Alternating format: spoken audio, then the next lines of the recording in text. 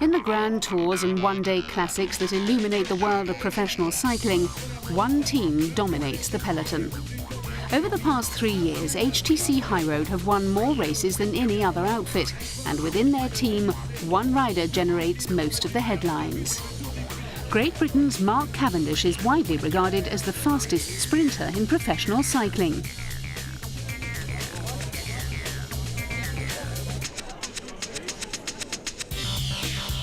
Hailing from the Isle of Man, Cavendish initially trained as a track cyclist before making the switch to road 5 years ago. A double world champion in the Madison, the 26-year-old has had no difficulty transferring his track speed to cycling's most demanding road races. Since turning pro in 2006, Cav has won over 60 races, including 15 stages in the Tour de France, 7 in the Giro d'Italia and the prestigious Milano-San Remo in 2009. Alan Piper is the director of the HTC High Road team. Like all champions, I think Mark is made of a very special material. He's got a lot of champions aspects, and I basically saw that from the first race I ever did with him. I saw that he had the grunt and the will to win at all costs, you know, and I think someone like him has really been the backbone of this team in the last 5 years. You know, he's motivated other guys to rise above themselves, you know. It's not an easy character to work with all the time, but, you know, the best aren't, you know. They're all demanding, and they have to be demanding because they're professionals. On average, professional cyclists hit the road for around 4 hours each day. That's somewhere in the region of 24,000 pedal revolutions on a daily basis and over 8 million each year. Although Cavendish and the sport's other top sprinters often receive the glory that comes with being first across the finish line, cycling is very much a team sport. Each team member has a specific role to play, and whilst that might not involve them winning the race, they're always riding to help someone else achieve that goal. In my sport, you know, you're nothing without your team. And I think if you can bring a team together, and if you can work well in a team, and I'm very lucky that I have great guys who are willing to work together, then that helps you to win a lot, you know. Like, yeah, I sprint at the end of a race, but I have an incredible group of guys that put me there for the finish, and it's maintaining that bond between us all. That's really what drives us to success.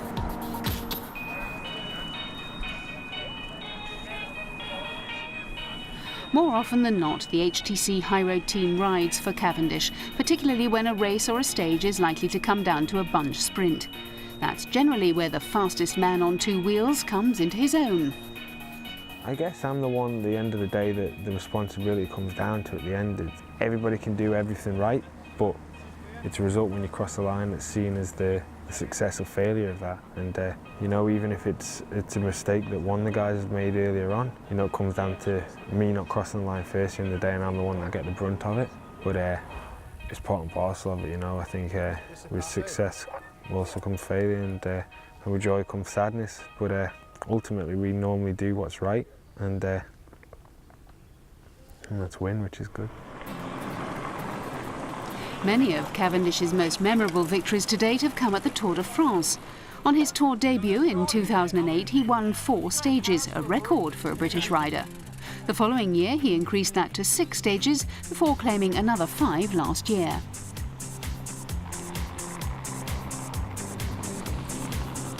However, the famous green jersey awarded to the Tour's top sprinter still eludes him.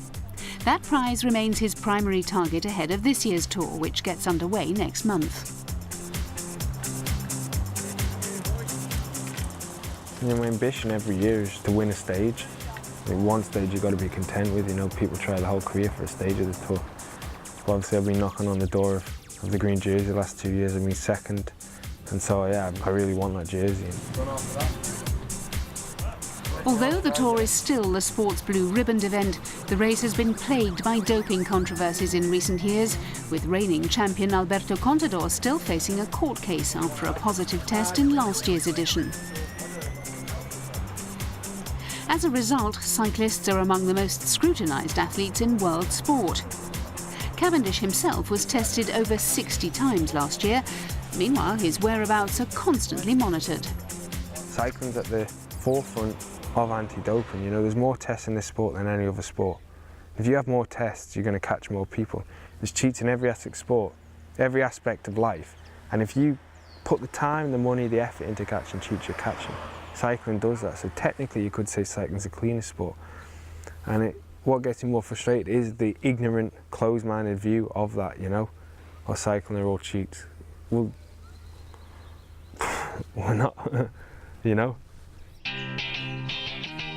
Whilst winning the Tour's green jersey is foremost in Cavendish's mind, the Manxman also has one eye on the Olympics in London next year. Having failed to win a medal on the track at the last Games in Beijing, he'll be hoping for better luck on home soil when he takes part in the men's road race.